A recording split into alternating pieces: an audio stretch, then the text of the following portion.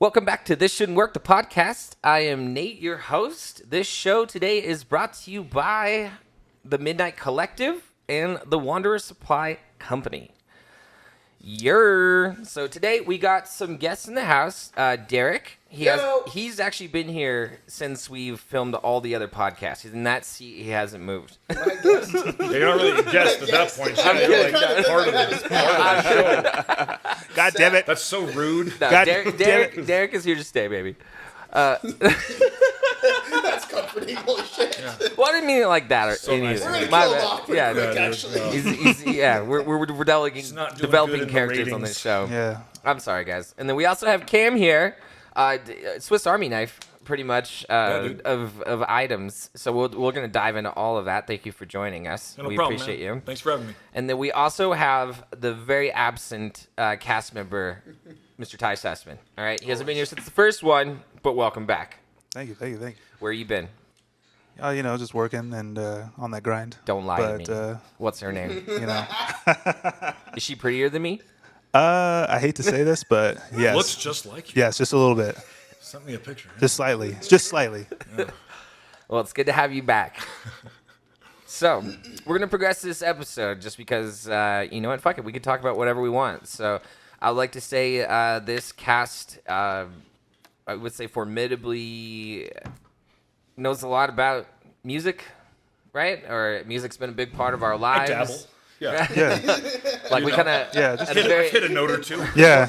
more or less, Play a couple shows. We are Yeah. old now, but we started this very young, right? Does that make Yeah. sense? This would It's been a huge part of our lives. Yeah, because we just want to like lump it all up into basically what we would call the industry. So when we like kind of go back and forth and we talk about things, we would just kind of chalk it up to the industry. But this could be so many of things. You know what I mean? This could be playing in a band. This could be running lights for a band. This could be a roadie for a band. This could be a driver, photographer. This industry goes so deep, but it all comes together, right? So we're going to try to Quentin Tarantino this, but the proper way. We're going to start at the beginning, okay? More or less, let's just go back. Wait. In the beginning. I know. Quentin Tarantino would be like, let's start in the middle and then finish at the end and then start Show at a the few beginning. feet. So this is me just rocking. Blood everywhere. Yeah. Blood, feet. You're probably wondering how I got here. Now, how it works. as Yeah, tradition, Derek's going to go first. Okay. No big deal, bro. At what age did you find music? Because I know you often talk, right? Because like I know it's coming for you eventually, like fronting your own band or at least joining a band or being in front of a crowd and rocking your fucking face off. I know it's coming. I know it is. That's a proponent. You've always wanted to do that. But at what age did that demon arise inside of you? Yeah, I mean, my first concert I was 9, and that really kind of locked it in. But What was it? 9? Static X. Nice. Opening bands, DOG, Delusions of Grandeur.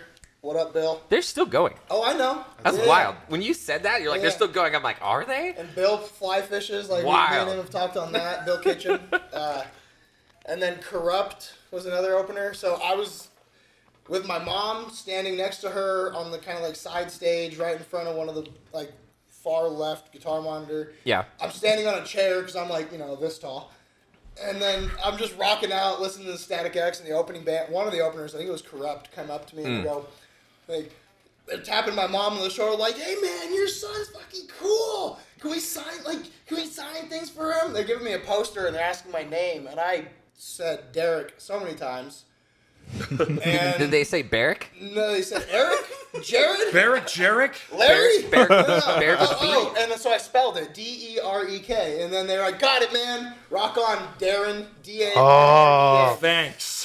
Fuck Darren. yeah, dude. Unbelievable. Darren, I still have the that downgraded poster. boyfriend name, bro. Actually, I think my mom has that poster now, but cool. like, that was my first concert, and I was hooked. So That did it for me. let's dissect that real quick, okay? Because I want to say that's either seeing live music or hearing something is going to be that node that activated inside us. It was Like, the whole- motherfucker, Yeah. either I got to do this or I got to be a part of this. So you would say Yeah, that no, about 9 years for old that sure. started for you? Oh, yeah, 100%. Oh, baby. 100%. Let's keep it going.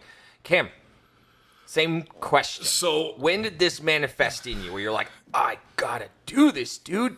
So my parents never really exposed me to music. Yeah. I heard what was on the '90s radio, like Pearl Jam, fucking yeah. Spin Doctors, like Hell yeah. like shit like that. So I never really. I liked the Backstreet Boys. Backstreet Boys. Me Millennium too, baby. Was one of Shout my out. favorites. Oh yeah, who doesn't? Yeah, dude. Shout out, bro. So I never really like got exposed to rock really, and I found a Disturbed CD. I don't remember where, just somewhere super random. It was this Down with the Sickness CD. Damn. And I became really obsessed with. I really liked Kid Rock, and I still do. And I still do. I don't It's care. sad. But back in It's the day, sad. like he kind of had a cool sound. He was like part of that new metal, but yeah, not dude. really. If you don't like, bob with the bob, bro, get out. exactly, dude. Yeah. And so I liked, I liked Disturbed. I loved Rob Zombie. Oh, You know, and so my first concert that I would say like kind of lit that fire inside me yeah. was I had an older friend who was all punk, and I wanted to be just like him. Yeah. Like costume punk, Dude, like hey, stupid looking, influenced by, pinstripe, like, your you know. peers is- So I is would a go big with awakening, like bro. concerts to him. We saw the Casualties, and I knew I liked the passion. I liked what was going on, but I hated the music. I was like, this is fucking garbage. Like, I hate this. That's such an honest opinion, though. Me and my friends, like, I liked the environment. I liked the, like, like, I liked the Yeah, vibe. the anarchy part of it. And then my friends got really into, like, this core music. Like, The Bled was one of the bands. I don't know. They all dyed their hair black and did the swoopy thing, and I didn't. Yeah, I was dude. like, It's called this the devil kinda- lock. This is fucking dumb. Like, I called the hated the devil music. lock. Again, I go to a concert, and it's like this screamo. Everyone's got the tight pants, and it's just... I and I'm still like- wear tight pants. And I'm like, this is... I like the energy. This is dumb. We're getting closer. So finally, Lamb of God and Children of Bodom were touring together when I was like 16. And they came here to the new Oasis, and I went there. Fuck yeah. And that shit, I was like, this is it. Like, this is the concert. I watched Alexi Laiho up in the front. I was like, this is fucking mind-boggling. And this is when they weren't super huge. Yeah. And then I saw Randy Blythe, and I was just like, I like metal. That was like I am a metalhead. Like, everything just clicked. And you're like, I want to be on that fucking stage. I gotta do that. absolutely. The minute you saw that. Absolutely. I was like, fuck, I can do that.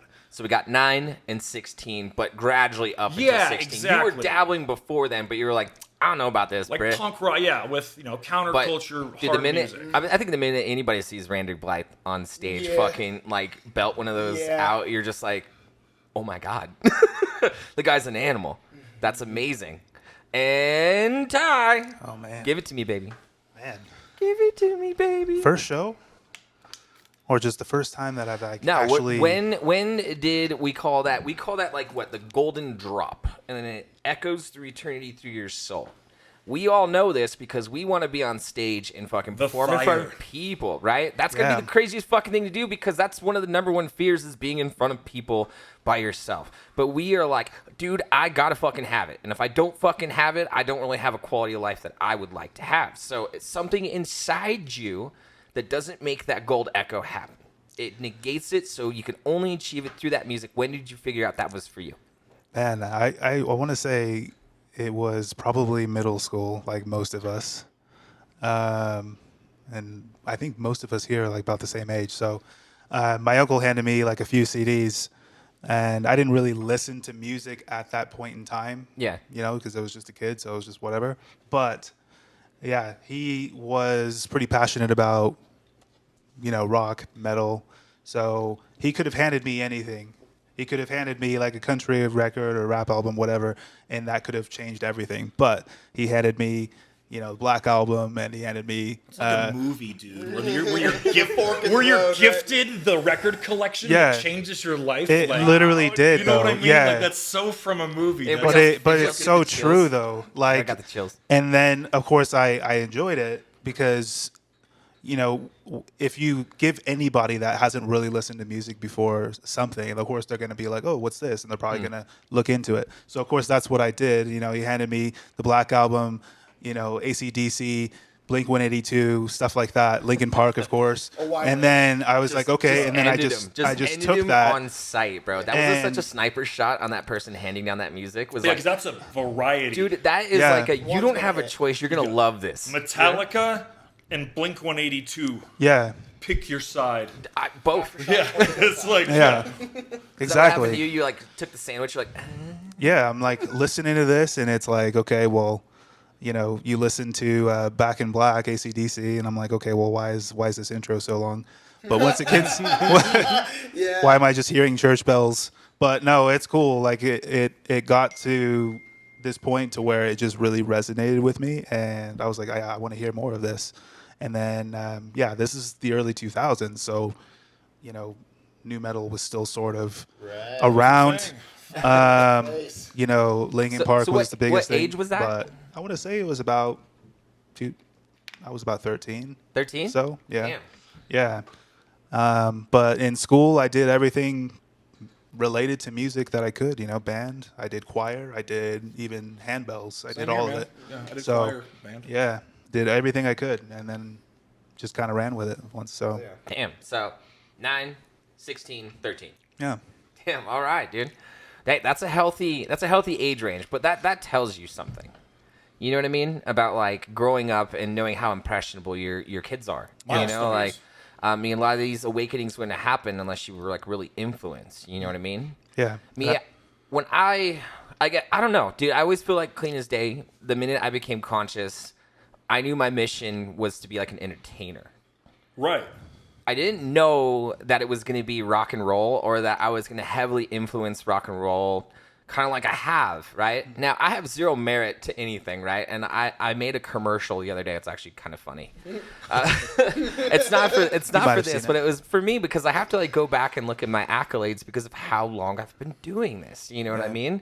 So, I went on my first like out of town show. I like to go play at like fucking 15, dude. You know what I mean? In my heart, I was playing at like 13, but I didn't know that it was going to be rock music. Before then, I was like, I'm going to be like in a fucking boy band or some shit. You know what I mean? Like it was going down.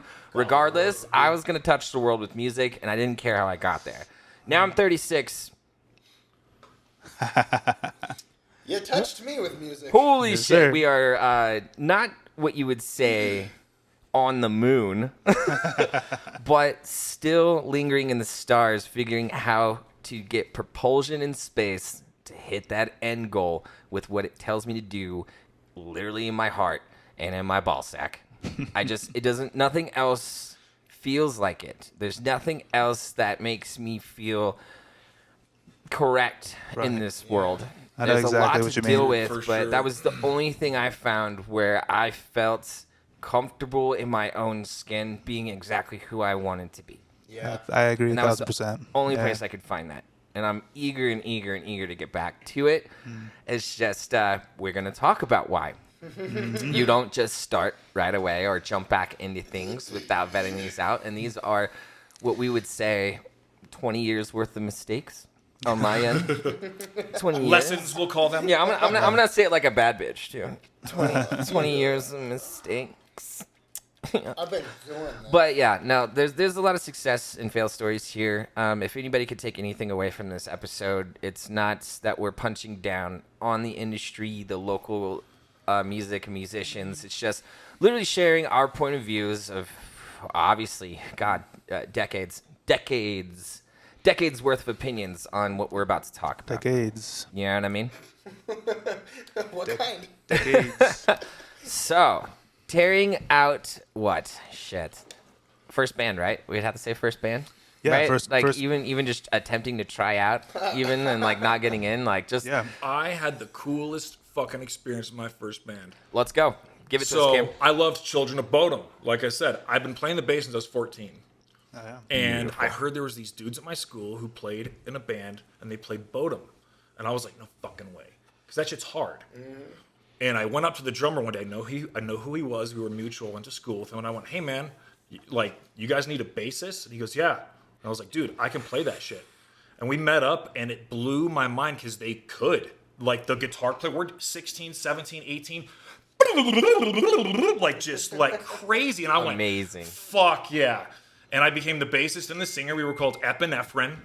And yeah, dude. Only reason I stopped being in that band is because I moved to New York like really shortly kind of after I graduated high school. But that was my first band. I was so lucky. It was so cool, dude, to be able to just rip that shit well. Yeah. You know, and I remember we played our concert and like, you know, people came and was like, these kids are playing Children of Bodom or whatever, you know. And so yeah, it was just that was my first band. It was fucking dope. I was 17. So, Damn. You learn so much from something like that. Dude, I remember like when the chemicals start firing, when you see somebody like at that musicianship level, because it's like you're always like, fuck yeah, I want to fucking play in a band, and then you see somebody that's obviously just like I give up. mountain, Why? Shit, Yeah, why you're would I like, try? why? far beyond Yo, you, that's- and you're like, This guy right what the fuck, dude? Like, Yeah, it either makes you want to be better or give up. I love the first option. Yeah, be better. Yes, dude. I mean, I could talk a lot of shit from like how bad I was like those times were for me, but dude, did they shape one hell of a fucking frontman in my opinion? Yeah. You know what I mean? As far as like having to step my fucking game up, dude. Legit, You know what I one of the mean? most entertaining dudes I've seen. Oh, on dude. fucking I mean, I would stage say with a mic. at the last end of my last music adventure, I felt like I was under like a microscope more than usual. You know what I mean? Because usually, like in a lot of things, you have a lot more freedom and you could do those type of things. Like I guess you would say, like the quality musician that I was working with, they were so finite and correct. You know what I mean? Like, so it was very hard to like argue with them and like try to get some creative freedom in there when they were always fucking right. You know what I mean? Right, I get what you're because saying. you know what I mean? Because they're way better than I am. So I'm just trying to get like how I feel out from it, and then eventually starts to feel like robotic a little bit after a while. You know what I I mean? get what you're saying. You don't feel like you're on somebody else's journey. Exactly. And I know that in my heart that I'm willing to go places that I don't think I could take people with me. You know what I mean? Yeah. And that's why I'm just biding my time, and it will all make sense. You can watch this episode for whenever this all comes, and I'll be like, It'll be there. Told you. But did you try out for any bands? Because I know you said you're still trying to get your stuff in there, but I would love to know what your experiences are like. So something you guys said, like that seeing a level of musicianship that kind of either shuts you down or makes you keep going. Yeah. I got shut down. Like I remember being in middle school and high school, and like talking with these guys, like, we're gonna start a band, we're gonna do this. And then I got to like, I watched them play guitar and like watched the drummer play one time, and I was like, fuck, I don't even think I can. Like, I gave up. I'm not in the same league. I was like, nope. I gave up, and that was just that kept me through high school. And every time I tried But to dude, talk about it, I never. You fucking weren't did it. playing the drums. You weren't playing Right, the fucking right. guitar. Like Right. you could have. Oh, yeah, no, You know no. what I mean? I'm not saying like you made a mistake, but I can see how that freaked you out. But No, like no. I made a mistake. you had something to offer that they weren't offering. Yeah. Exactly. And I've learned that over the years. And, See, and I love that I've kind mindset of right there. developed- Yeah, it took me 25 years to even accept like, oh fuck, I actually am kind of good at doing this, but I missed those 25 years, and especially those formative years of like trying to get into it. That I missed all the knowledge and didn't learn anything about the industry until I turned 24, 25 years old. And I started going to shows more and meeting more people and doing more of this kind of stuff. And it was Yeah. like, oh, fuck, yeah, There's levels to this shit. yeah. Levels. A lot of levels, and I skipped over a bunch of them. I know. I die on a lot of the levels. It's oh, dude, scraping the to sun's a restart, real yeah. thing. Elden Ring. But it's never too late to start. Oh, it's never too late to it's try. never too late to start, baby. Ty, what was your first experience like? Did you try out for a band, or did you just start your own? How yeah. did that work out? Yeah, I remember that vividly. Yeah, I was like maybe a year into just learning how to play the guitar. And then, some guys needed a guitarist in somewhere random place in Gardnerville. And I remember their tryout request was specifically, nothing major, just learn Master of Puppets. As you do. And, It was like we were all Basics, thinking it. Yeah. It's like, just all 8 minutes of it, no like, my no forearm big deal. hurts. no big deal. Yeah. Nail the solo. Yeah, First try, you've only of been course. playing guitar for a year at that time, so no big deal. But it was cool though. It was once I got there, of course, it was like, listen, this is what I'm going to be transparent with you. This is what I've got, as a rhythm guitarist. And it was cool. The fans, the guys there were big fans of like Megadeth and stuff like that. So it was more of like a thrashy thing. That was really it. It was just nothing good or bad came of it. We were just jamming. Did they but let you into the band? I don't think the band itself actually fully formed. It just kind It of was the idea of a band. Yeah, See, I've it was seen that just happen a lot too. I feel like that's why I navigated myself out of going to, I guess you would say, so much ridicule of going to do tryouts was just trying to like mold myself into friends that had like the like mindset to want to do this. You know what I mean? Because I will say this probably, excuse me, until the day that I die. I don't do anything small, dude. You know what I mean? So when I go with these crazy ideas, dude, like it's very hard when people don't match the same energy to be excited about the same shit that you are. Totally you know what I mean? Understand what you're saying. And it's just a total shutdown ship, and you're just like, dude, what the fuck am I doing? Regardless of how good and how amazing it is and how awesome the career could be, I've always stood by like that artistry, I guess, in myself to walk away from it when it stopped being about that for me. You know what I mean? When I started feeling more robotic, I felt like I was clocking in. You know what I mean? Mm-hmm. When I was going to write a song, I was like, what the fuck am I even writing about? I'm being told to write about something or those type of shit. You know what I mean? Or, right, I got you know, everything's delegated. You know, and when you get to that point, you're like, what the fuck am I even doing? You know? Yeah, absolutely. For sure, dude. Like, it's like you want to feel like you have something to contribute. If you don't, then it's like I said, you're on somebody else's ride. Yeah. You know what I mean? Mm-hmm. And that is death for everything you just explained prior to this. How you said like having that like thing.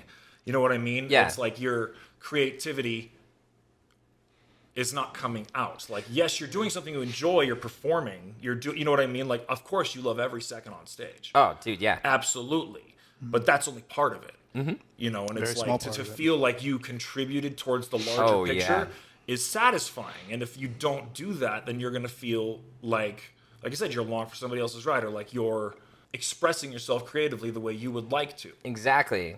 So I feel like even the bands that I did try out for that just like never called me back or anything like that, I just felt like instantly doing me a favor, I guess, to not be so like, is this my tribe? Is this gonna work for me? Nope. And that, I mean, that's why it's all gonna come right back to like, once again, we'll continue this on a separate podcast as far as like what it is I'm gonna do next. But timing is everything.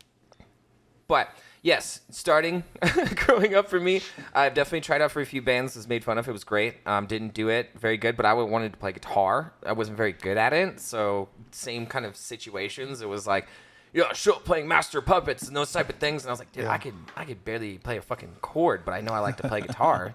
I want to be the best guitar player ever, right? And then I can't remember who it was that like took the guitar in my hands. Was like, here's the fucking microphone. What do you know about this? And I was like, nothing at all. Where do I talk into? Yeah, You talk into it. Which end is which? yeah, pretty much, dude. And I think I just like belted something into it, and everybody's eyes just went.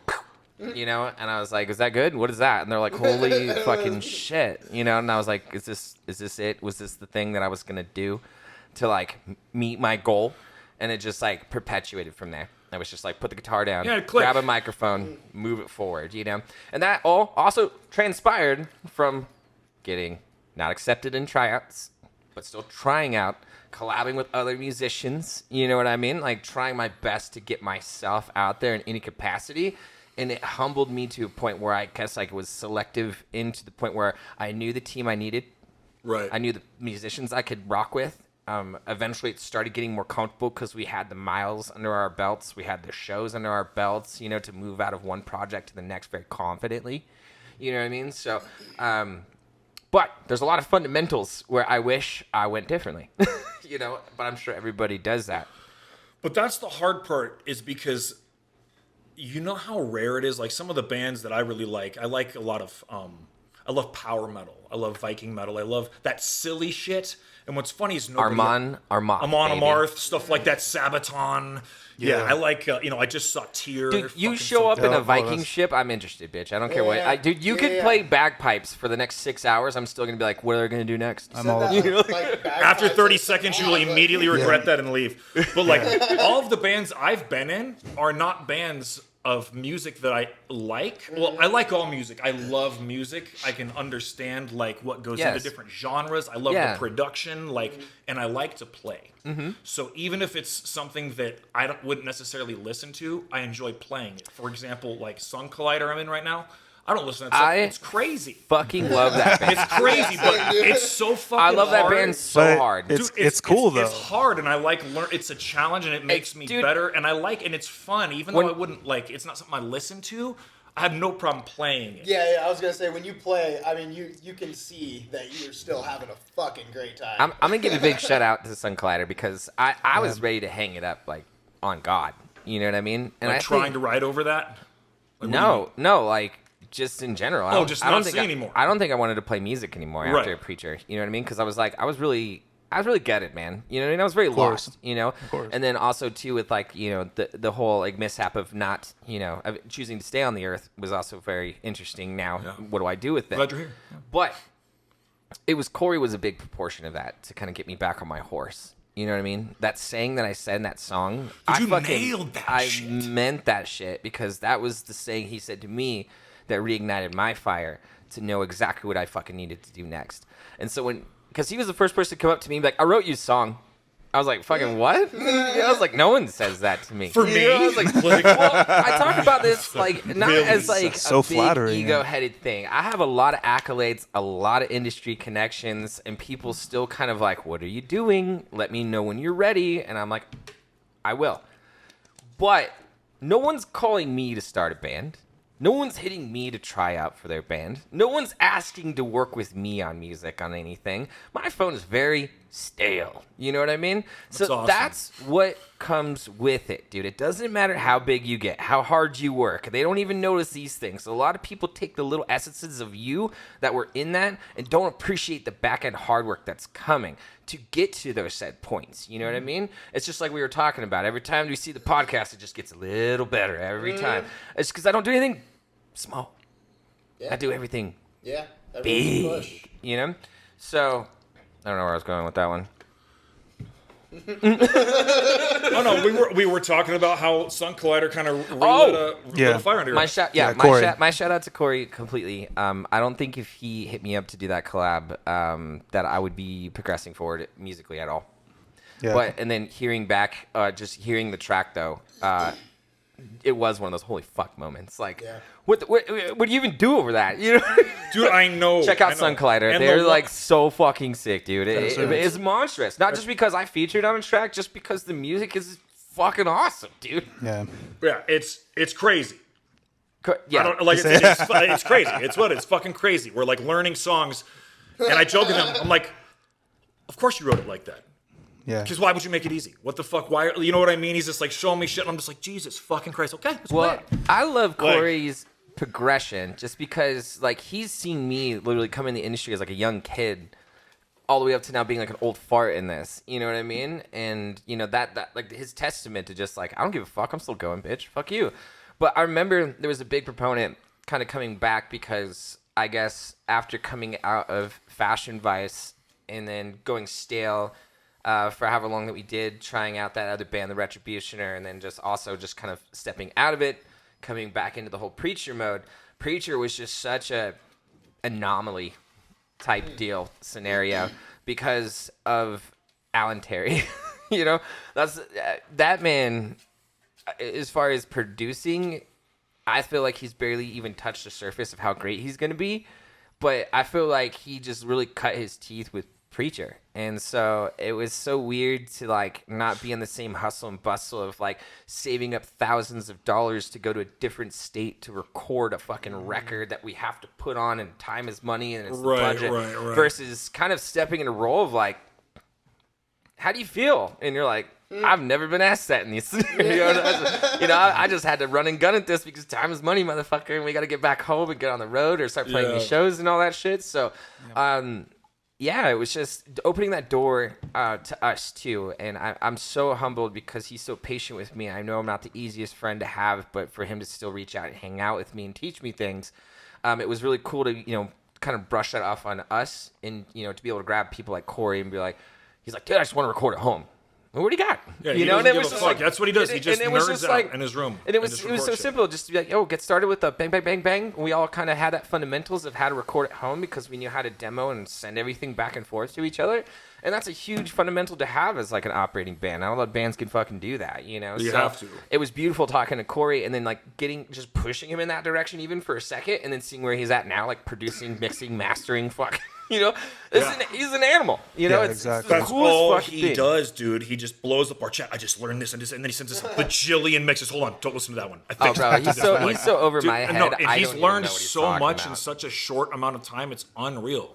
It's But awesome. That's because he is obsessed with it. He cares about it. He loves it, dude. Yeah, he Now, does. that's passion. That's what it starts. You know That's what what I it mean? takes, So yeah. if that's enough, not enough to fill you like in a room, go talk to Corey, bro. Okay, your dreams will be like, I'm ready. Yeah, dude. He's still just doing shit. Yeah. Hell yeah. Very stoked on when that band actually gets to play live. I'm very stoked to come too. watch that. Hell yeah. Yeah, shit's gonna be hard. Guest list me and I won't buy merch. was Yes. I said guest list me and I won't buy merch. Okay. Is that a trade offer? No, that's like the biggest like don't do. We're talking, Can I get in Always for buy free? merch. Can I get in for free and bro. not buy anything? That's we're If gonna you give me tickets, I'm here's giving you here's an money. industry bugaboo. Sorry to pull this aside, but that is one of the biggest bugaboos you can do to a Oh band, my bro. God, that's ask them toxic. to fucking guest list you and not buy merchandise or Bro. even buy them a drink or something, bro. Come on, dude. Rule number 1. So that's buy my- merch. Get out. Yeah, That's my favorite joke to tell my friends that are like currently on tour or like doing way bigger shit than I will ever imagine to do. I'm always like, dude, guest list me and I won't buy merch. And they're like, that's tough, bro. That's tough. You know, we start laughing about it because it's such an insult, bro. It's Yeah. like, yo, thank you for getting me in for the show for free. Where are the shirts at? Let me buy something. Let me buy like a Yeah, fucking, you know, seriously. Yeah, absolutely. something. Now, you may not have all the money in the world. Throw $5 at them. Put it in the tip jar. Something. Yeah, Buy a I will sticker. never ask to be let in for free. Yeah. If someone chooses to let me in for free, okay, rock on. I'm gonna buy something either way. But I mean, like, cool. But I'll always offer to buy a ticket. It's the whole point. That's the fan first mentality. Yeah. Is You're a fan of music and you know how to support it. You support music by buying the things that musicians create. Because clearly streaming doesn't pay shit. That's Oh, literally yeah. what I was starting to talk about, and you told me to be quiet when I said lack of a music industry. Save it for the pod. Here, let's, where's the red carpet? Let's roll it out. Let's roll it out for Cam. He's been sitting on this one. Let's get it, baby. Edit that in. This So, is raring to go. Here we go. Give it to me. This one's been bottled up. in the year 2025, it is nearly impossible for a band to make any money off of music sales. Everybody point at the camera. Yeah, it's all we are merch dealers Shame and we on are you. show players. That's what we do. Hopefully we get a cut of the door, but it's all merch. That's nothing to do with streams. You Merch get a salesman. million streams, and that's about $350. That's like $10 or some shit. Before tax. So like I said, it's not a music industry, it's a merch industry. That's what it is. Well, until somebody comes along and changes things. Somebody. In what changes things where? I cannot say anything, but I am very excited to twist the industry a little bit based on my knowledge of the last 20 years. And that's another portion why I have not really said anything what I'm doing musically yet, because there's a lot of back-end interfacing that I'm kind of working with to understand this dull industry. and Spinning how a to, web. Listen, Yes. big things Yeah, are that's for sure. You're spinning a web, dude. Oh, things are coming. I don't know. So more or less, it's just like I've had these conversations before, dude, and I guess my mind, when it comes to the music industry, to like I guess escalate and move you forward, I've kind of hesitated a lot, and I know I'm like a shitty musician and like a brotherhood musician to do that. But it comes from a place of being burned so fucking hard of just like sharing nourishment ideas of that I'm working on and growing, and then just taking it and they're just fucking blatantly and exploiting it and making it your own and not giving it the time that it needs to fucking develop. And there's so many times like in like Preacher Land where we were like launching new innovative ideas like to try to fucking shake this up a bit. Our management at the time and everything, or our proprietary information was just fucking out there, dude. Nobody gave a fuck. We were just like the wheelhouse of ideas, and everybody like it was the weirdest thing, like walking in to a show we were about to play and hear a band almost do like the same kind of like sound setup that we were doing to like transition our songs, including like a Interlude. dude, our legit. Your, remember like that your night. samples and shit. Dude, like, it was the there. wildest fucking thing. And it's like, it's not, like, my flabbers were gasted once again because you're like, what does that even mean? Or was like, are we really just that out of touch? Or like, because it was once again, it was like we were being gaslighted by our own fucking people, dude. So you're just like, what the fuck is going on? And so you started to like, have to like, I have to shut the fuck up. You know, like I've never had to do that in my life where I'm just like, I can't say my ideas out loud in a positive manner to get some fucking stew brewing before someone just goes, grabs it and just fucking runs off with it and then like publishes it like the next fucking day and it just goes, and they're like, that was the dumbest idea ever. Nate's a fucking stupid piece of shit. You know, like why would you even fucking say that out loud? Because I'm like, dude, it's a Lego piece. Okay? I fucking don't do anything small. So when I talk to you, it's in a small aspect into something fucking bigger. Okay? So chill, let it go, and let it fucking brew. You know what I mean? And if you want to have your own original ideas, go ahead, puppy. My advice is don't put half-cooked shit out there. Like, don't talk something up if it's not ready. Like, don't, because then, dude, if you want to do something successful, you got to have a back catalog of shit ready to go. Like, if you drop something that's cool, people want to see more. And if there's nothing, then there's, you know what I mean? There's The hype dies, yeah. Yeah, dude. Maybe that's the web I'm spinning. That's kind of what I was assuming. No, I don't think so. Because everybody's sitting here going, I'm cooking in the studio, I'm putting up like 25, 35 songs, and you're like, why? I didn't say that. Fucking why are you doing that? You know what I mean? Because it's like, in this day and age, there's millions of songs online, billions of songs online. How do you find you right now? It goes back to playing, dude. If you can't play your shit right now and go in front of people and show you can play that shit, I'm sorry. You're going to get lost in the bots, dude. You know what I mean? Yeah, absolutely. Yeah. Finding you is a tough thing to do for a lot of people. Like you're influenced by so many different bands, and you're like, I want to do that, I want to do that, I want to do that. Oh my God, and then you yeah. just like you keep trying to do all these things that you never try to do your thing. Yeah, I have yet to do my thing. I've just seen more copy and paste in the music industry than not. Dude. It's like the same visuals, like the same art on the t-shirts. It's the same waterfall release program. Dude, Memphis Mayfire's on like their 8th fucking single release, like off of their album. Well, you It's know what like, I noticed? You know what I noticed? just drop too, it man? already. Like, I noticed that, like, and you'll notice, you guys will all agree, the sound changes. Like, you're fucking weird if you don't have a 7-string guitar right now. It's like, you're like, bro, You're playing on 6? what are you Weak. doing? Yeah. You know what I mean? Weak, So pathetic. it's like, there's shit like that. And then, like, the music, and I'm not putting anybody down. If you are playing together in harmony and you are playing music and you are playing live and you're rocking out, you're doing a good job. I don't, you know.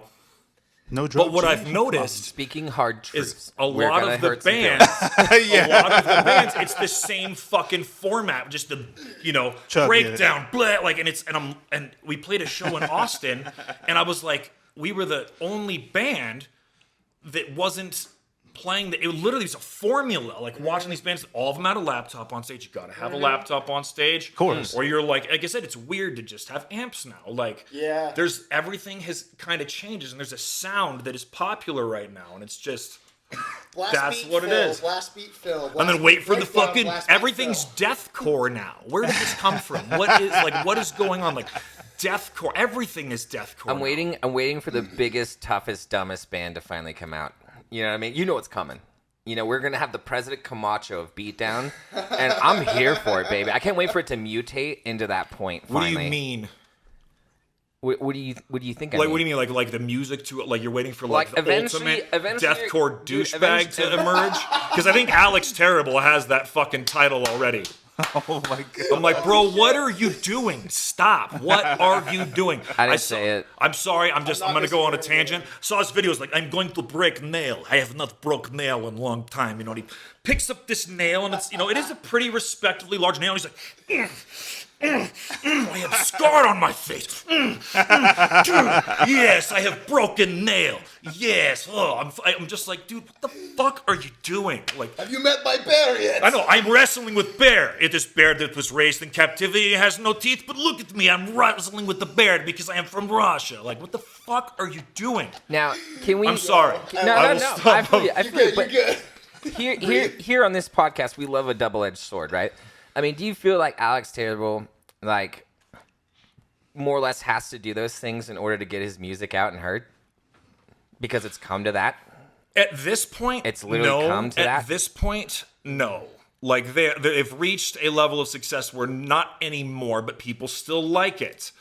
You know, like I saw him with a piece of raw chicken in his mouth giving it to a lion, you know, and I'm like, you don't need to do this anymore. Yeah, 1,000 streams right after that, though. I was just You know what I in mean? bare knuckle boxing match because why the fuck not? I'm from Russia, you That's know. badass, though. I'm like, It is pretty it tight. is badass. I dig It is badass. I know. And then we're on video camera, and he's a bare knuckle boxer, and I'm pretty sure he could fuck all 4 of us up at the same time. Yeah. No, good.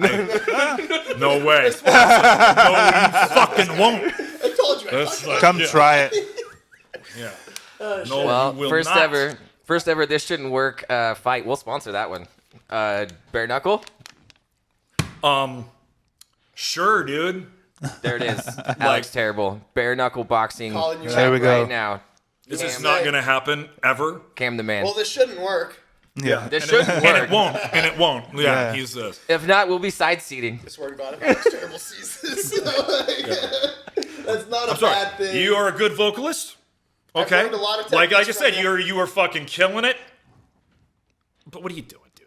I will say this, just to make a point related to this. Not that I'm a fan of his or Slaughter to Prevail or anything, but I get it. Leading back to what Nate mentioned earlier about, you know, there being billions of songs out there and how do you find you and make you stand out? Yeah. That is definitely, absolutely, without a doubt, one of the things that makes you, why we all know all of those things we just discussed. It's because he does those ridiculous things. Exactly, dude. I mean, Oh, it's band- working. Dude. It works. Evil It is genius. working. It works. He has a thing. Yeah. That is for sure. Like, we talk about gimmicks on or off the stage, but they work, you know? For sure. Which is like, it just is what it is, you know? That's why that's why people wear costumes. That's why Dude. people wear masks. I love great- That's why costumes and people wear masks. all the this greatest of the Of course, greats. You like what you like, All had their but- on-stage persona, off-stage Yeah. persona to kind of fluff up what their music stood for, man. It's You just know what that's just how I it was a is. theater guy, dude. And so I love the costumes. I love the fucking ridiculous over the top shit. Like I would love to be a part of something like that, but nobody's fucking doing that because everyone's doing like I said, there's that sound that's popular right now. Nobody wants to do something Yes. just fun. Like, you know what I mean? Let's all God. fucking dress like I'm trying- ridiculous and like, you know, I'm just trying to think. I think it was the bass player for Lorna Shore. Like he posted a tweet. I can't remember fucking. God, what's his name? But anyway, he posted a tweet and it was like the best tweet ever. He's like, "Deathcore's already been done, nerds. You know what's coming next? Metalcore. Start a band already. Do something else." And it was like so great. I mean, don't quote me on that because obviously they're fucking gigantic. Fast and, forward, yeah. C.G. McCreary. Yeah, but no, Yeah. it's just. I thought that was like the best thing ever. Of like, hey, music is gonna come in and out. Just like there's pop punk revivals, there's hardcore revivals, there's beatdown revivals, there's deathcore revivals, there's metalcore revivals. You just gotta pick your timing in this and kind of jump in the pool. But there's never a wrong time to jump in the pool. No, absolutely. What I really hate is when people say, that band sucks. And then I go, let's talk about this for a second. Like, for example, we'll use a band everyone makes fun of. Five Finger Death Punch. Everyone has something to say about that if you're a metal. Yeah, Band's we're all gonna so make fun of dumb. them. We got Yeah, Joe's exactly. dog. Individually. Five Finger Donkey Punch, Five Finger. And I'm like, those motherfuckers I haven't heard that are one. selling so many tickets.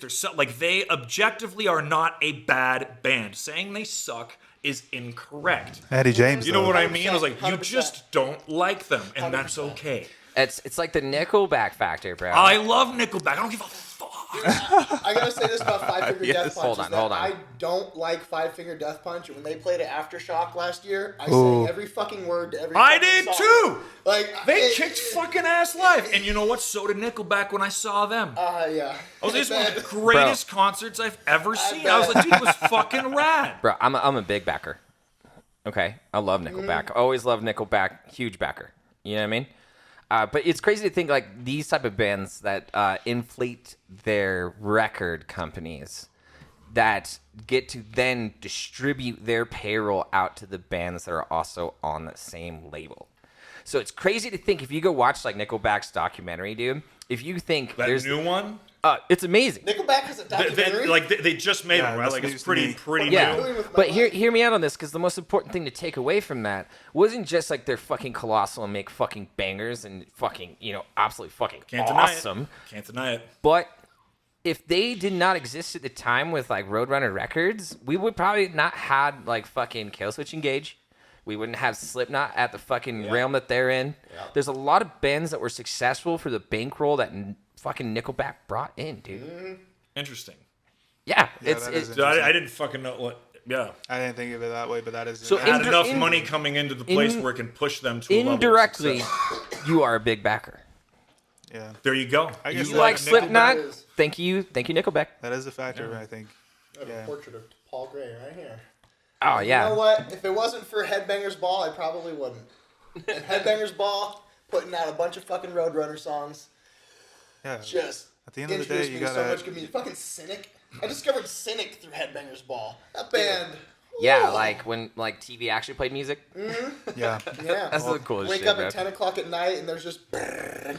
I know these young cats don't even know anything about that, bro. Yeah. MTV. What Dude, is that? music used to be dangerous. Like, if you think about it, like in the Yeah. early 90s and shit, and just outraged parents, and like, I remember going to the record store and trying to find the CDs without the parental advisory thing on it so I could hear the cuss words, man. Like, My Yeah, buy parents this were for me, willing to please. buy the Crazy, CDs from like, Walmart. Yeah. you know, they're corrupting our children, like all this crazy shit, like Marilyn Manson on a talk show, just like fucking all dude. crazy looking. You know what I mean? Like, Dude, I'm so glad I my mom wasn't, supported that. Like, she was like, yeah, Derek, check this out. You're going to like this. bro. I wasn't afraid of music until I went and seen like a first like Reno straight edge show, like back in the day. I don't even want Oh god. It was so violent, dude. Like, and you could Such you a could peaceful, feel it loving in violence, the though. air, dude. It was so. I'm Nate Garrison, the CEO owner of the Midnight Collective. Are you tired of dressing fucking boring like this dude? fucking boo. Yikes.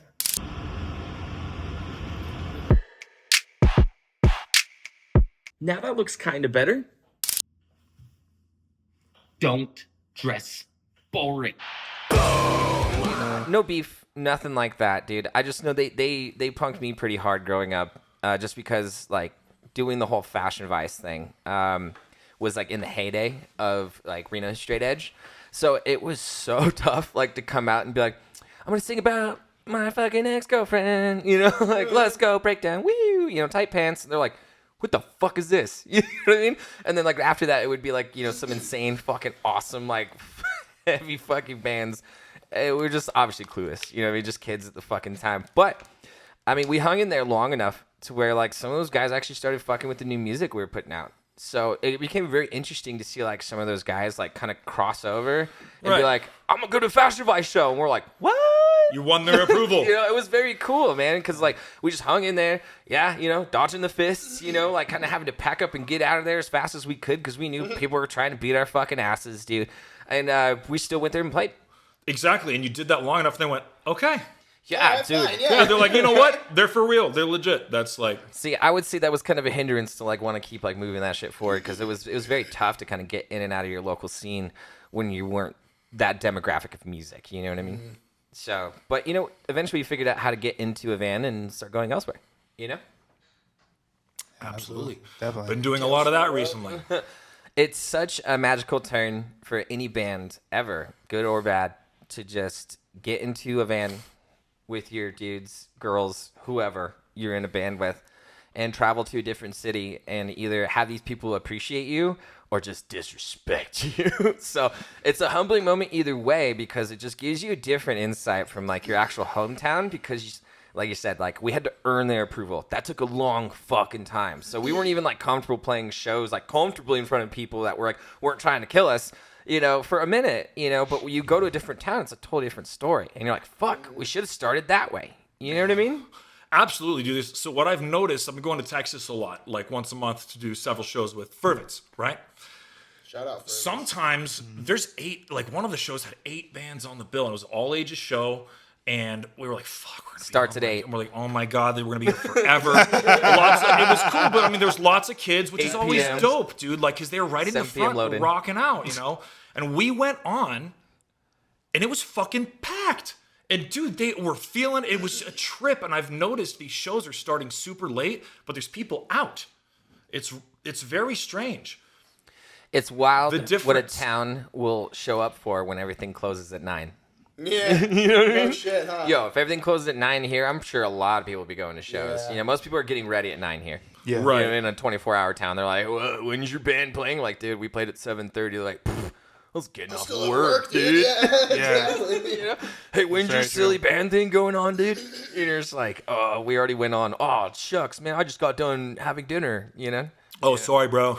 So, Yeah. So- I'll No. catch the next one. That's Yeah. very cool that like that scene has already taken you guys so quickly. That's very nice.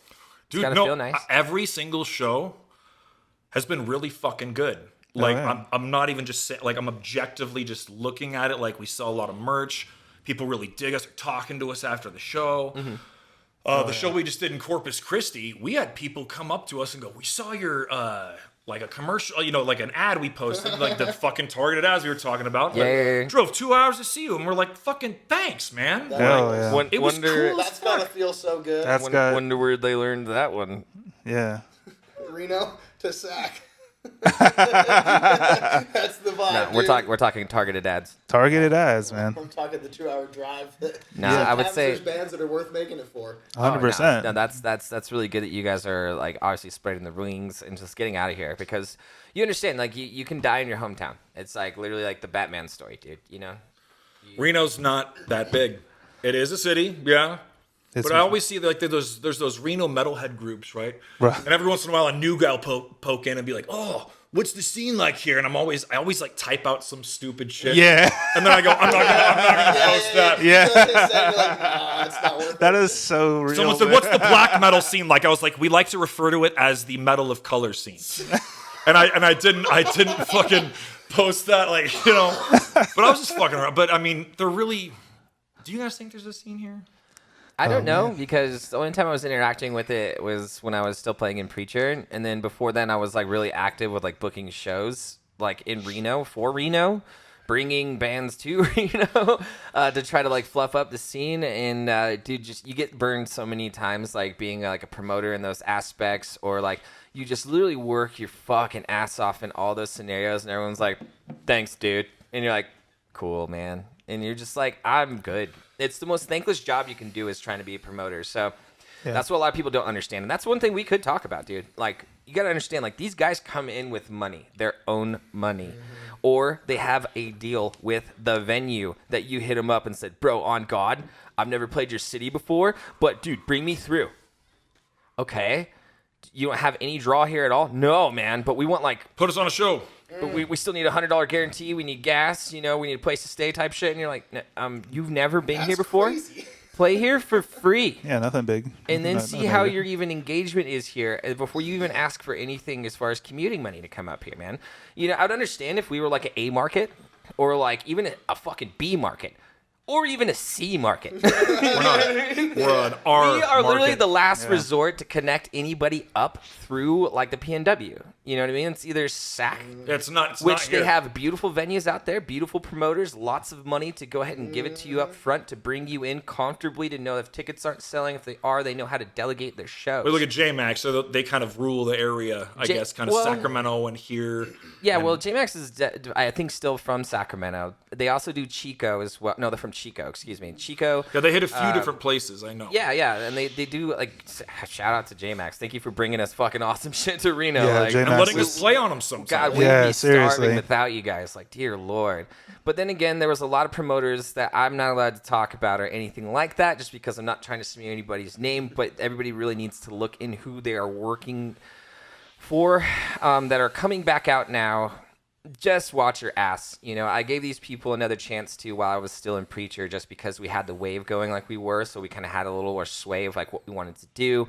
Grabbing a venue knowing that we could sell enough tickets to go ahead and cover the overhead and pay all the fucking bands that were coming through asking us for fucking, we want to come to Reno. We want to come to Reno. We're like, dude, we're going to have to do like it all at once. You know what I mean? Just to like get this all fucking knocked out, just because it's like, it's not one of those things you could come play here every fucking weekend and expect everybody to show up, dude. It's not realistic, But just coming back to the promoters, it says just like you got to be careful who you work with in that promoter scene because we definitely had some shitty promoters in this industry, in this local scene that we had to basically run out because they were literally sticking bands or like lying about like ticket sales at the door, not letting people in when they didn't sell enough tickets, like kind of putting you out where you had to pay them type shit at the end of the show when it was like, well, you said it was sold out. I was like, oh, well, actually, we didn't sell that many tickets. But I'm like, why did you post it was sold out online then? Right? There was a lot of nasty shit like that coming up in the scene in the industry. And that's why I tried my best to just like negate all of it. I just thought like, what was the best show I've ever been treated? And like, how can I replicate this at like our level? like a local band level. Patty and John do a pretty good job. They really, really bust their ass. I think they try to get you paid. They try to, promote the show as well and stuff. Yeah, Well, those are that's kind of random. You got to let them know who Patty and John is. I'm talking about like They are Reno promoters who The real ones know. do a pretty Yeah. good who've pretty much made a decent name for themselves around here throwing shows. Yeah. No, they keep it going, man. They have a Yeah. little radio show too. Like they're Yeah. just super, super diehard fans that just seeing shows, so they want to make sure everyone's getting. See, didn't you just Pretty answer good. your own question then, right? Yeah. If there wasn't a scene, then we wouldn't have no Patty, would we? I will say. No, not really. I will say, like, it's a general question. Obviously, when people say, "Is there a scene here?" It's like, well, first of all, short answer is yes. Second of all, what genre? Because that does matter. Because there are obviously genres that are more popular than others here. So you're talking specifically about metal. We just assume that if we're in that genre, it's different. Is Is there there a rap now? show here? If you narrow it down and you ask those that know, is there a metal scene in Reno? Again, short answer, yes. How big is it?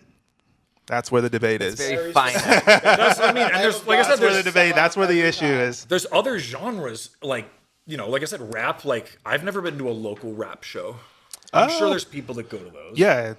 No, I know a few promoters that do really good stuff in that. Yeah, that also, exactly. Like, are in the rap game and everything. I would. I do, yeah. Because like when I was in the promoter game, you kind of have to get to know your industry because when your email's open like that, people just be coming to shows and it's exactly like you talk about. They're like, I have this Omega deathcore band. I'm like, I don't have any free bands that are like that. Like these guys are like fucking pop punk or.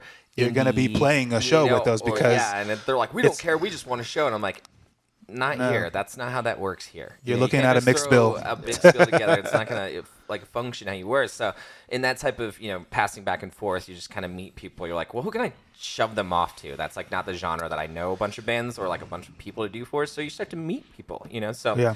the people I met are they're great. Yeah. They know what they're doing. They have their budgets. They know what they're working with. They know their demographic, and I learned a lot from that side. Was the hip hop booking side with like how to maintain my shows, how to maintain the doors, and everything like that. So shout out local fucking Reno hip hop and the promoters through that for getting me in the game and teaching me how to run my metal shows correctly. From what I've seen, because like I said, I'm not super heavily into that culture, but I do see pictures. I am friends with some people who are. Yeah. And it seems like the promoters for those types of shows really got it down. Yeah, they do a good They job. flyer, Yeah, absolutely. I see flyers. Oh, I it's see insane. It's I see insane. pictures It's like they. so I just good. it looks like they're on a totally different level of getting people, and Yeah. also with rap and stuff that's more like a beat. It's not like metal. Like Well, it's more potable. I Right? will that's what I'm saying. You can get more people to come out to Yeah, that dude. randomly. Hey, let's go. We're gonna go to this bar. There's a rap show going on. Bro, Like, I feel like I feel like- 90% of people get a buzz going when I go fucking hear some hip hop. You know what I mean? But like I would say maybe like 20% of us are like, let's go fucking bang our heads, brother. No, exactly. Because Metal is such a niche. It doesn't. Yeah, It still a lot is. of people Yeah, It still is. we It still forget. is. A lot of It's people not- forget that. It's not a yeah. radio friendly thing, Yeah, but that's it's getting there. it is. It's a lot different than it was. bro. Knock even loose, 10 knock years loose at the ago. Grammys.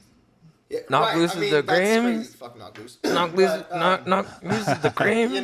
It's just it's crazy though. Yeah, We're it breaking is. barriers. alone That's breaking is barriers, crazy. man. we had Gojira on the fucking Olympics. Dude. Yeah, dude. Oh, Now dude. that And they I'll won get that behind. Grammy for best performance. If they Yeah. didn't give that Grammy to Gojira, then fuck, that was And like fuck how that was everything. irrefutably Yeah. Bro, That's what one the of the fuck biggest else are you? accomplishments in metal. I ever. teared up. I know that sounds so lame. I watched it and I went, fuck. Yeah. Metallica in dude, front of a million people isn't as cool as Gojira at the fucking Olympics. Oh, dude. Like, Yeah. that is the high. That is the peak of metal. It Standing has outside never- of Guys. a window of a building where Marie Antoinette, everything about that was just fucking metal. I have the sickest story. You know what I have mean? the sickest story about Gojira, dude.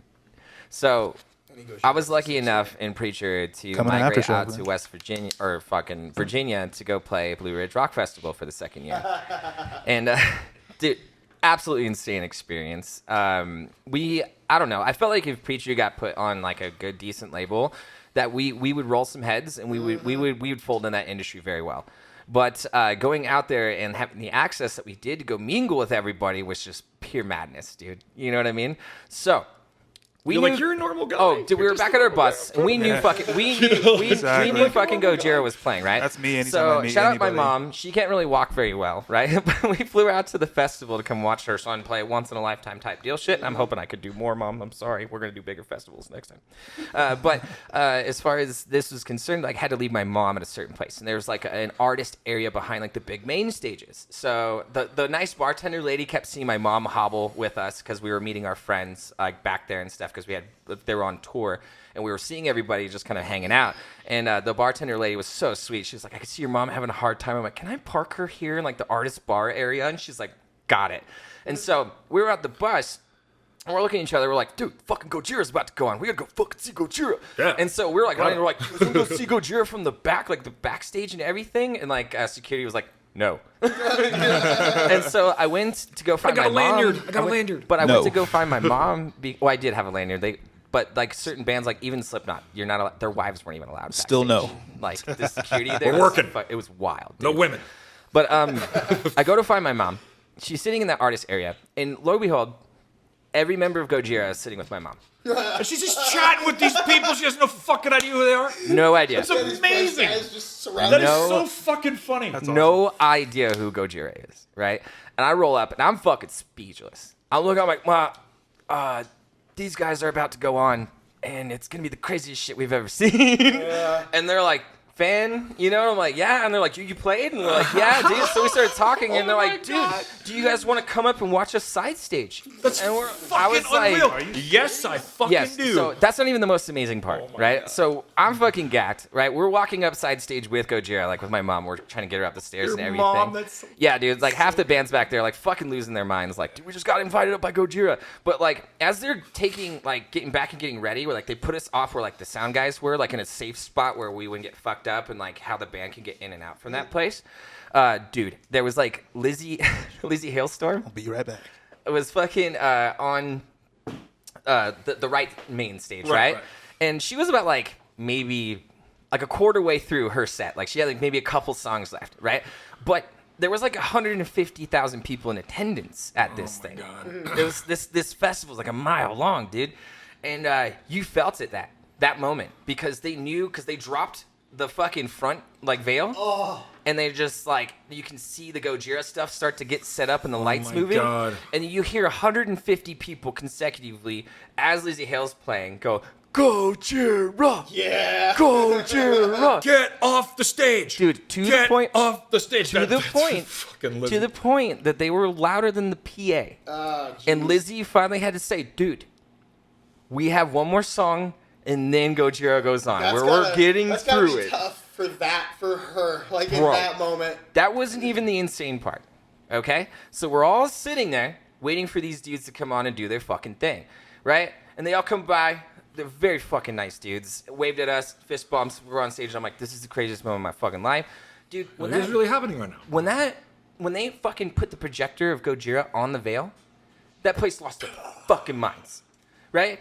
And I was like, this can't get any louder. This can't get any louder. Yeah. When they started playing and dropped that fucking veil, it felt like a whole city was screaming. Yeah. I went deaf for a To moment. be on the dude. receiving end of that It is blew- fucking insane. It blew my A fucking wall mind. of sound. Dude, I didn't hear shit with what Gojira was playing over that fucking crowd. Yeah. It blew, like we had to put earplugs in. Yeah, they It had was- to have their Because of the fucking monitors. They probably God, couldn't hear dude, shit. It was Yeah. wild. I had never seen shit like that. And That's such an incredible, like, when you're in the crowd and you're part of it, it's got to be such a different feeling of, oh yeah. because it's being done when you're on that stage. They're doing it at you. Bro, as Like, much as I oh wanted to just God, dip how is and it- go to the front of that stage, I didn't want to be disrespectful for being invited to side stage. Right? You know what I mean? Because you're kind of like, I can't hear anything. I want to go see Gojira Yeah. out there. I That wanna looks be- fucking nuts out there. I want to be out there, but I don't want to be a dick and be like, okay, well, thanks, Gojira. Well, fucking whatever. I gotta help you out. Okay, there. see you, ungrateful So, piece of but- shit. Just- Yeah, no, they were very cool, and it was the most baller shit, dude. When they got done playing, like they they fucking literally like went back down and like jumped into a bunch of I look like Escalades, like black Escalades. Like there was like 6 of them. Like the fucking CIA. Oh, yeah. Escort them out. It There's was wild, there's a dude. decoy one yeah, just that's right, just right like. off the Yeah. fairgrounds, dude. Just 5% tint, everything. right off the fairgrounds. Yeah. It was chef's kiss, bro. That was probably one of the most memorable moments ever. Was walking in to my mom, just literally talking to Gojira. That's pretty great. That was wild. I was like, okay, Mom, this is sick. She's like, go who? That's fucking amazing. Dude, that whole like Blue Ridge Rock Festival scenario was, God, I could spend hours on that. Well, one. that's one of those things where you just have to be so grateful, regardless of where things ended up. Like, you got to fucking do that. Yeah, well, it fed my fuel to know what I could do now. Because to see it in inner workings, because I don't know, I guess I see things differently because I'm in love with the process of music, right? Most people are like, write cool songs, go play cool shows. You know, me, I'm like, okay, cool songs are just a minuscule portion of this, you know?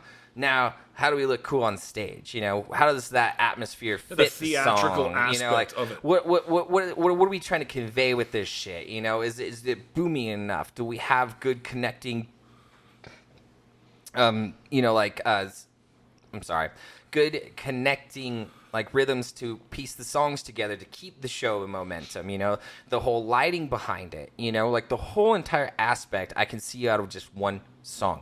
And that's enough to drive a lot of people working with you crazy, you know, because when you see that as that aspect, it's hard to, like I said, I'm hard to work with when that, because that's how I would see it. Dude, I'm the exact same way, because I have this, like, when I hear a song or I see everything that it could be. Like I said, the visual, the lights, the way the it music deserves video, to be performed and presented. Yeah, like everything. Absolutely. It's just like the whole aspect of it, you know. And then a lot of people think like that's too much. You know what I need to mean? have that vision, though. Not everybody wants that vision, bro. Some people just want to get on stage and just fucking Throw rock our amps bass. on there with our camo shorts and fucking hell yeah. Bro, there's so many bands that have proven that relentlessly. So it's not really, you know what I mean? It's not like discovering fire on that. Yes, you can put some just jean shorts on and tuck your shirt in and fucking turn it amp up loud and just write bangers. Yeah. Yeah. That's not how I like to do it, you know? I totally understand. So it's hard to find, like when we talk about like finite niches and stuff too, like people you're working with, that seemed to be the hardest part. You know what I mean? It's describing your vision and what you see as a song versus another, I guess you would say, very skilled musician that has about the same amount of experience that you have telling you no. You know what I mean? Not in like a negative aspect, but like you kind of take their opinion and their weight a little more than your own. I understand You know what you're saying. what I mean? It's when you know, it's when somebody knows something more than you, or like there's like somebody you meet where you're like, I know this guy knows more than me. Like, you know what I mean? His opinion has weight. Like, you meet those people throughout your life where you're just like, this guy fucking knows more than me. Yeah. You know what I mean? You gotta respect that. Yeah. But also, you also need to respect as an artist, like, you're playing the fucking guitar or what, like, whatever you're saying. Like, you can be an amazing musician, but that might be the only way their brain works is just like, you know what I'm saying? Like, they might not have the sight to see what else, in my opinion, should and needs to be required for a good quality band and performance. I've seen a lot of bands where, yeah, they're on stage. Again, we've talked about this. They're playing notes together. They're writing songs. Like, they're obviously a band. They're doing well. But I'm like, what are you guys doing? Like, what's your direction? Who are you playing to? Like, what's your, like, where are you going with this? Like, what's your image? Like, there's so much that needs to go into that is going to make people like you.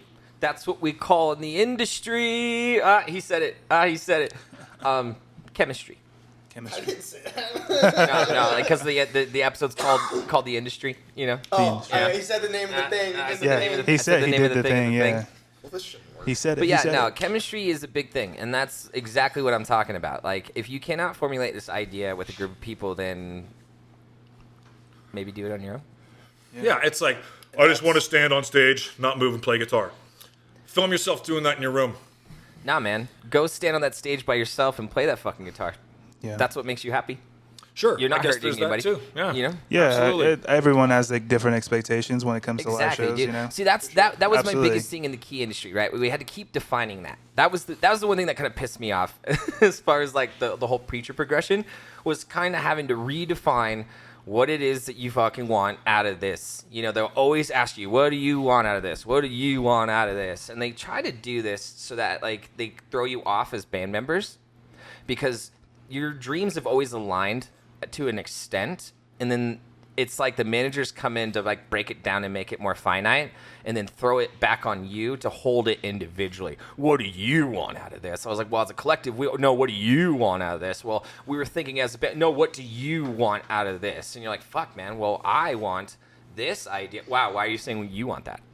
And you're like, fuck, man, you know, like, I should have just held my guns. So that's how manipulative the industry could be as far as, like, having the wrong management. And that was a lot of that, dude. And it was just, like, at a time, I never felt like we were misaligned until a lot of people started stirring our fucking pot, dude. You know what I mean? But then again, it was a blessing in disguise because I honestly, once again, realized that I'm willing to go to places not a lot of people are willing to go for their art. Yeah. And Absolutely. other people need to be on the same page. If they can be.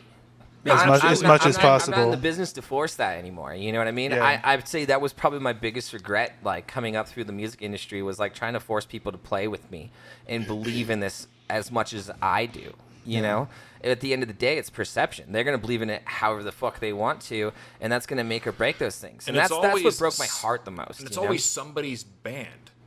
Do you get what I'm saying? Like, there's always the person who starts it. There's always you know what I'm saying? Like, and if you're a secondary member, sometimes it's, you know what I mean? Like, like It's not your band, it's our band. And, you know, and it's like I said, like it's good for each person to kind of have a role so that you feel like that collective, this is our band. Yeah. But like sometimes it's hard. Yeah, it's never divided up evenly. One voice in most cases, is I'd possible speaking in democracy, man. You know, as long as everybody's voting for the same thing. And what it does, and that's kind of where we went for a moment, was just kind of letting one head talk, but we all talked before then as a collective, and we knew what our decision was, so they would stop forcing individual opinions and fucking stirring this pot. You know what I mean? It was like, what do you guys want to do? 3 no's, then it's a fucking no. You know what I mean? So you have to get down to those. If you don't have the stomach, that's what it does take. It is a yes or no in a lot of those scenarios, and you don't have a lot of fucking time. You know what I mean? And that's the shitty part about it. But the more that you guys are in tune with saying yes and no together and filling off of, like, what's the best intention for everybody, then you guys shouldn't be making any wrong decisions. You know what I mean? It's once you start making the scale tilt your way versus evening it is when shit starts to fall. To me, I don't know, my goal, or like what I want out of bands that I'm in, is for the band to be its own thing. We have to think about the band as a sentient thing. Like, this is, do you get what I'm saying? Like, it is a living thing. Yeah. And we all have to, how are we going to take care of and grow this thing? Bro, it is a marriage. Yeah. If that's how far you want to take it. It You know is. what I mean? You know, really you gotta is. think about it like what's best for the band, what's best for, you know what I mean? You got to think about, like, you got to think about it like a business sometimes too. Like, I don't think we should be doing this because, 100%, man. you know, Yeah. so. It's literally a marriage, but between 3, 4, 5 other people. Exactly. And that band itself is in this case, your child. So it's literally that complicated. You're making decisions with all of those people for what you believe is the benefit of, you know, your child. So it's incredibly difficult. Most of the challenge is going to be your relationship and what you have with each other. So yeah, it's tough. Definitely tough. Yeah, the cohesiveness of, like, trying to make a decision with, like, either 4 to 5 moving parts, it doesn't come easy. You know what I Nope. mean? Someone's feelings are gonna get hurt. Yeah, That's just what's gonna always. happen. Yeah. You know what I mean? And It's literally how that long way. can that last? For sure, Is absolutely. what the real question is when you're starting a band. How long will it last? Yeah. How long can you put your ideas aside? I'm not going to, like, say any names, but I was in a band here, and I saw an ad. I wasn't in a band for a few years, and I saw an ad like, hey, this band's looking for a vocalist, and they had a good recording. Like, you could tell they had a decent recording. I was like, okay, I could do that. And the way they had me audition, like, they, like, interviewed me, like, are you able to do this? Are you able to, can you show up? Are you gonna, and I'm sitting there, I'm like, I'm a seasoned fucking musician. I want to play some tunes. I'm reliable. I'm not on drugs. For what the fuck are we doing? Like, you know what Hire I mean? this Like, man. Do you want me to play with you or not? You know, and I enjoyed doing it, but I didn't jive well with everybody. And at first it was fun because I was glad I was playing music, but then eventually I was just like, I fucking hate doing this. And Yeah.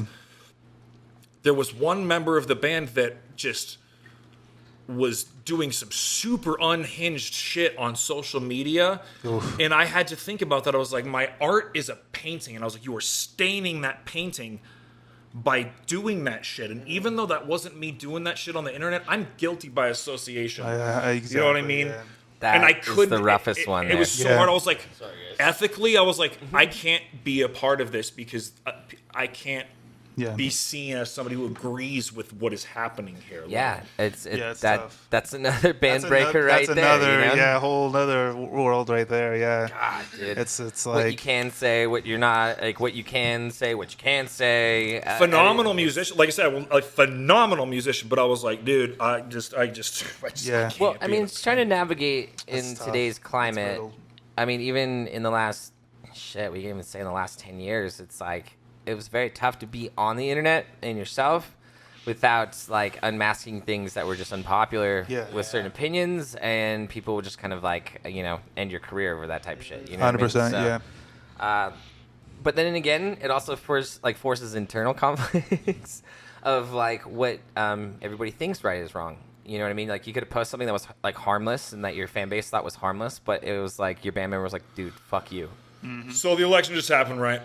And of course, that's an extremely, extremely ridiculously divisive topic that is stupid. Anyways, there was this funny app that you can type in something and Trump would say it. Like you can type Like in a- like a paragraph and Trump would say it. Like a And soundboard I or made a goofy one for Fervence is the best band, progressive band of our time. Like like the bass player looks like a roided out Jesus. They're great. They're great. And it was so funny. I was like, I would have liked to have been able to post like, you know what I mean? It has nothing to do with my feelings about the fucking president or politics. It was silly.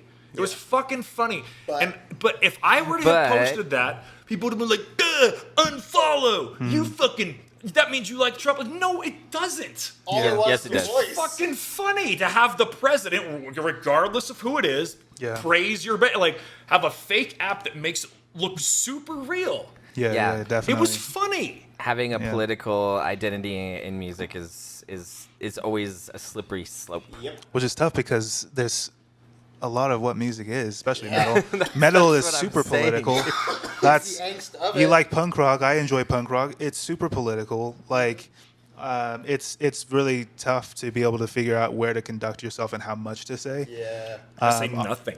Like I've recently changed that up myself. I know that, but that was just like kind of a personal choice. It just depends on the platform, but I'm aware of what I share and where I share it.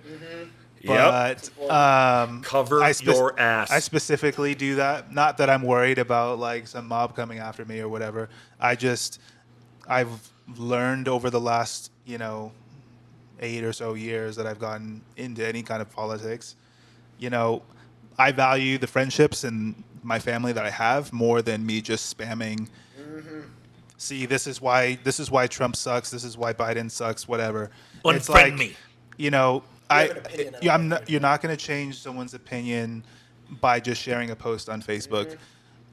I would rather have the relationship rather than someone feeling like, oh, I need to mute this person now. I need to unfollow this person now. All of our That's another previous thing. history of positive interaction and all the times we've always hung out and we were cool, all of a sudden shattered by a meme that I posted or something that might be a slight. It's fucking sad. Yeah, exactly. Yeah. So I don't say and shit. and it's like, Yeah, that's it. It's I you don't. if you regardless of whatever your view is, and I think you should share if you feel passionate about it and that's what you want to do.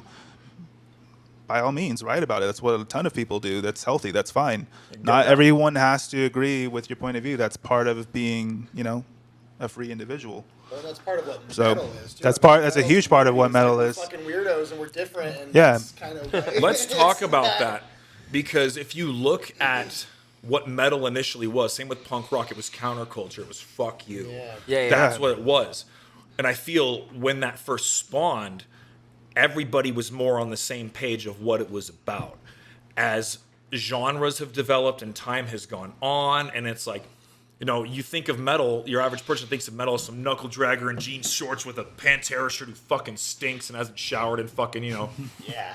Sounds then awesome. you guys, and nowadays you got these really skinny kind of fucking dweeb dorky guys that shredding on a 14-string guitar, like, and it's very Glasses strange. like that walk on stage, it's about to get fucking real. Yeah, You're yeah. gonna die in that pit. You're dying in the pit. Exactly. Yeah. But the don't die in that counterculture has broken into so many different cultures to the point where it's almost not the collective like shared passion for like the music and the metal anymore. It's just like, do you get what I mean? It's broken off into No, so yeah. many different ways. I think like socially, it's just kind of like we've harped and like beat that horse as far as like canceling cancel culture and everything like that. I guess my statement to all of this is to really challenge you to be like, how much longer are you going to let that affect you from doing what you're doing? Yeah. it has power over you. Does it? No, it doesn't. But I mean, like, that's almost like the way it like the people who are doing that aren't aware that it has power over them. Well, that's where art comes in. Yeah. And that's Right. that's kind of the whole idea. You release music that you want to express yourself with, and then there's always going to be a certain group of people that share that same belief with you, and that's kind of why we all come together.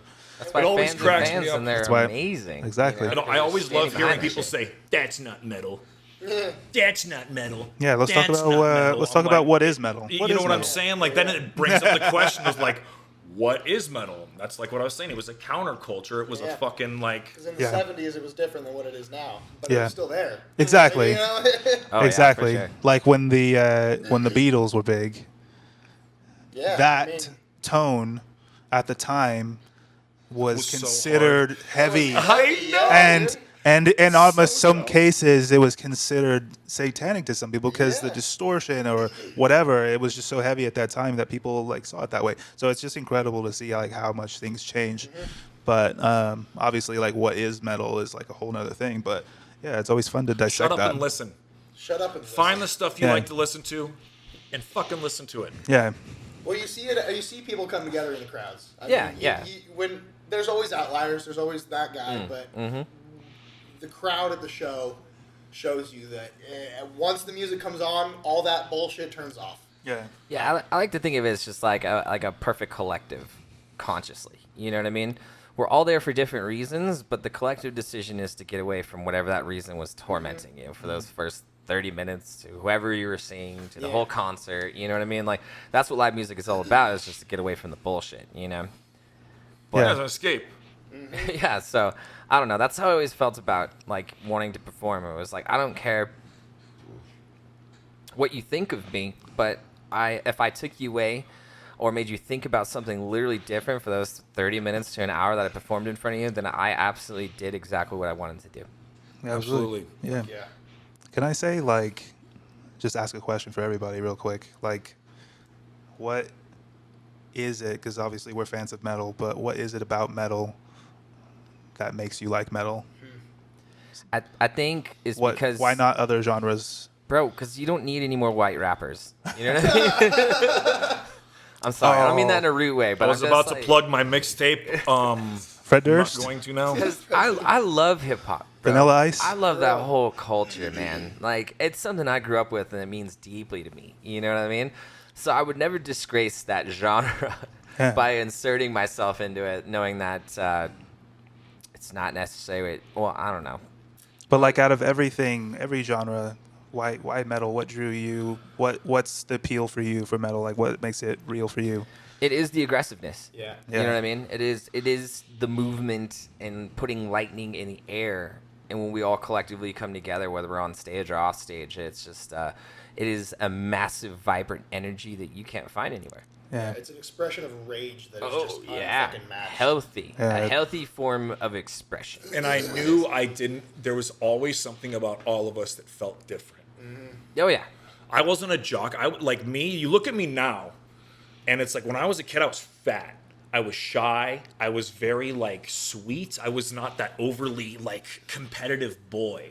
I was strange, and it took me a while to find my thing, you know. But it's like metal to me was this like way to tap into a part of myself that nobody else could see, that I knew was in there. Like I heard this, was like boom, and I can like feel it, and it was just. It was like a thing I had, no matter who liked me or didn't like me. I was just like, I don't know. I had this thing that I had. I Yeah. can go home and I'm gonna put this fucking shit on, and nobody knows how badass I am for. It's like listening the to this. friend. It's like the You friend. know what I mean? I was just like, You just that's talked to my cute. soul. It's the friend you always needed but never had. Yeah. Yeah, Yeah, for you sure. can go home You to know your what I mean? fucking music. Yeah. You never felt Nobody understood you alone. better. You know what I mean? Like you were actually welcomed in that, and I feel like a lot of us like can cling to that. Like we weren't welcomed in our community. We were looking for somewhere to be accepted, and the metal community is probably one of the most accepting communities out there. So literally, Other than the straight edge. Yeah. Yeah, Don't go to doing the. I'm sorry. I will assume all blame for whatever blowback comes from this. we don't even know where this is coming Dude, from. yes, you do. I told the whole story. I feel like that's a pretty fucking like. That was a week ago. That was People don't forget. 14 years ago. But people don't forget. We're not about excluding anybody in the metal community. All right. Yeah. Unless you're in the social media comments, that's different. Yeah. No, Where even them, they're I allowed just to be there. Don't. They're allowed. God, oh my god. They don't seem to say that on there from what I've seen. Stop I feel the same way gatekeeping. about vegans. Stop gatekeeping. I'm metal. You can't- gatekeeping the can't say gatekeepers. This is the most amazing, beautiful collective ever is the metal community. I Except wi- for these fucking people. I will say I wish I could Just say stop that. beating I wish people I up. could say that. I don't know. It's I want to believe that whomever is commenting the hate comments online, or the minority, the loud majority, I should say, more minority, but who knows? It's a type of person. There's a very specific type of person who comments on shit on the internet. Probably Yeah, a bot. Those are very low IQ'd About persons. 80%. Yeah. It's like Or not they're even a not real real. person. Yeah, Yeah. they're probably You know not what I even mean? real. It's like nice hair. Haha. the You're la- like, oh, what? the laugh reacts, bro. I know, dude. What a They're like, I love this show, and then it's just laugh reacts, bro. Laugh reacts. I don't know. Since I've put myself out there on YouTube and like doing cover videos, that's like everybody's favorite thing to do. This guy stinks. What the fuck? So my Yeah. favorite thing is to go back and like make them feel bad, like not in Yeah. a rude way, but I'm just like, hey, that hurt my feelings. It's like, And I was yeah. like, and maybe if you check out the rest of my videos, you would see that I'm kind of talented. Yeah. And then they do write me back though. They're like, nice range. you just You're like, all right, that's fair. You still look. Shut them down. You still look stupid though. You just And I'm say, like, "Hey, I thanks for appreciate listening." that. I auditioned for Steel Panther a few years ago. They had a competition, and I fucking won. But then they ended up not using me, which was lame. Anyways, my audition video was online, and I had to do a funny little, like, I went in my room, I locked myself in there, and I just made a bunch of funny jokes. And then I was like, jokes aside, I would love to play with you guys, whatever. Like, and then it was supposed to be a clip of you playing. So I'm playing, and some guy in the comments goes, "That guy's not 6'5". I'd be able to, like, his bass looks way too big on him. That guy's not really that tall." Oh my god. You felt, I know, I was like, I like it. awesome. Yes, I am. Why the fuck would I lie about that? Like, you know what I mean? It was just Yeah. that was what you decided to. to talk about, yeah. Yeah. See, that's why I You love got you. me. That's because you suck at You bass, fucking dude. got me. I'm not 6'5". I lied. You piece of shit. I know. What a fucking piece of shit. My god. No, that's the funniest part, though.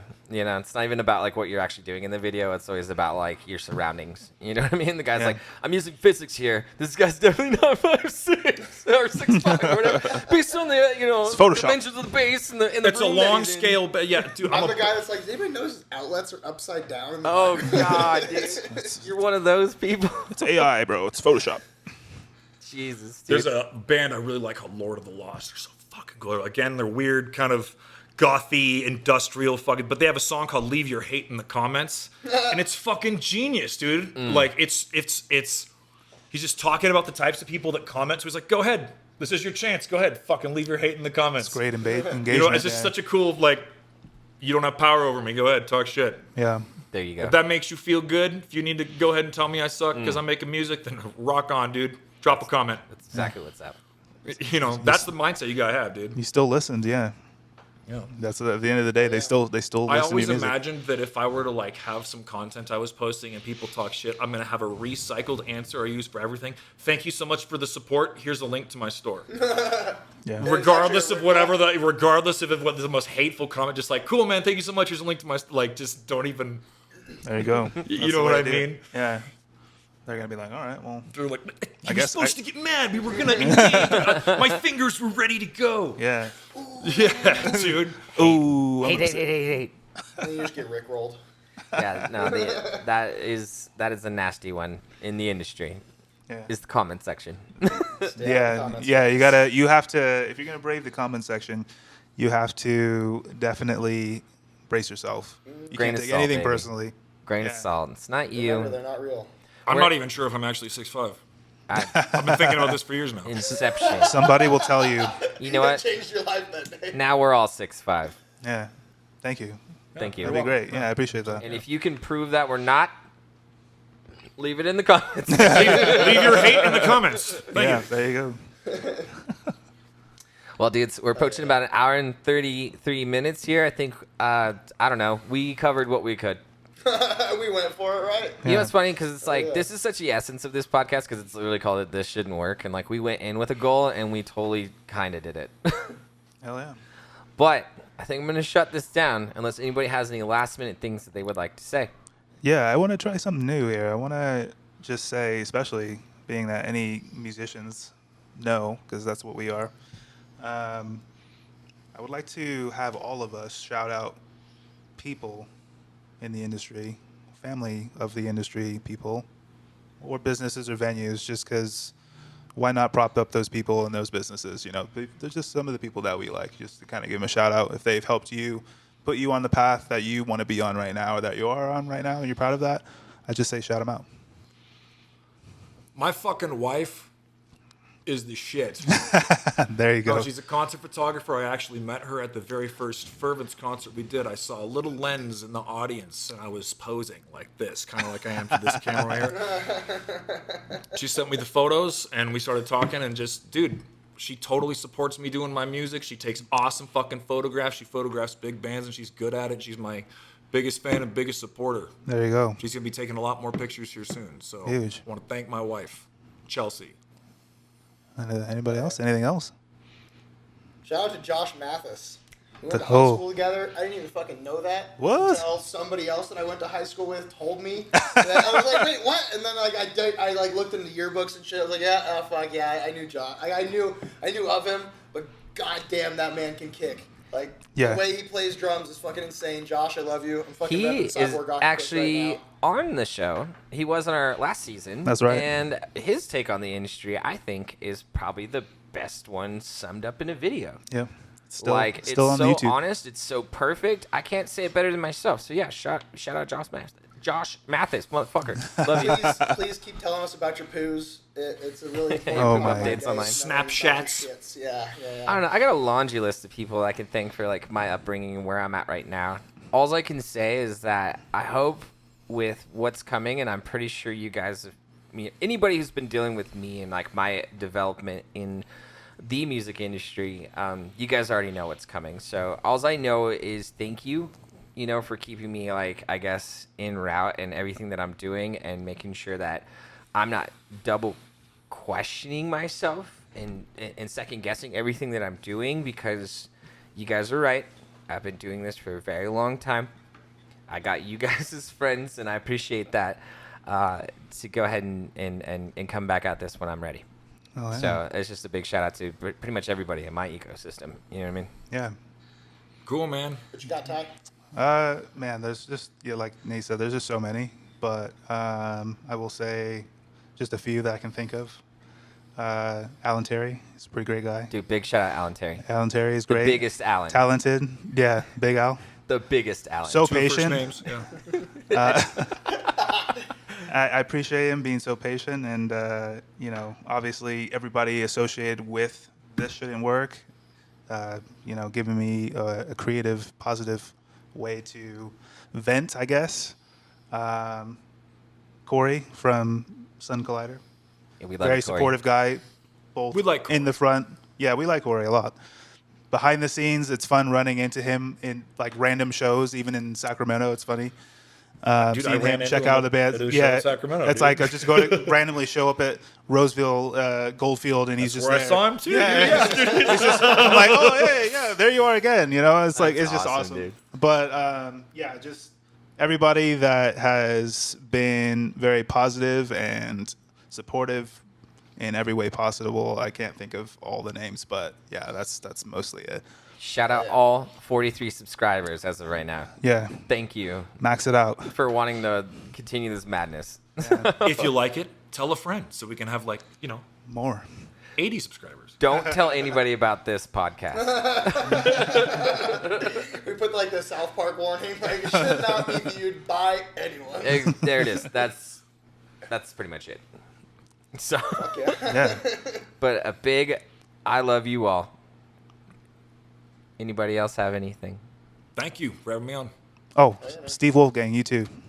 Yeah, Steve shout out Wolfgang. Love you, bro. What you do for music, and you already know. So thank you. Tales of a Concert Yeah. Junkie. Shout out to him.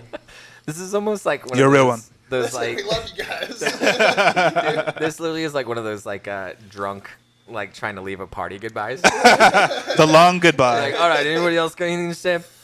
I got one more thing to say.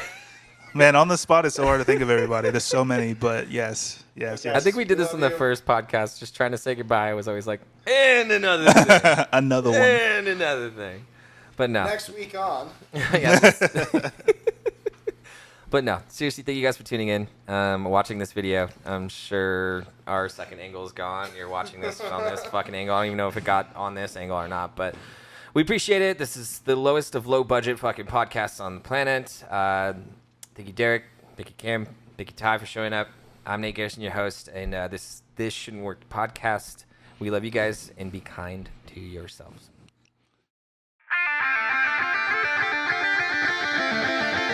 If you or a loved one is having a hard time, please reach out and get some professional help. Here are some links to get you guys started. We would rather hear your stories than attend your funerals. The world is always a better place with you in it.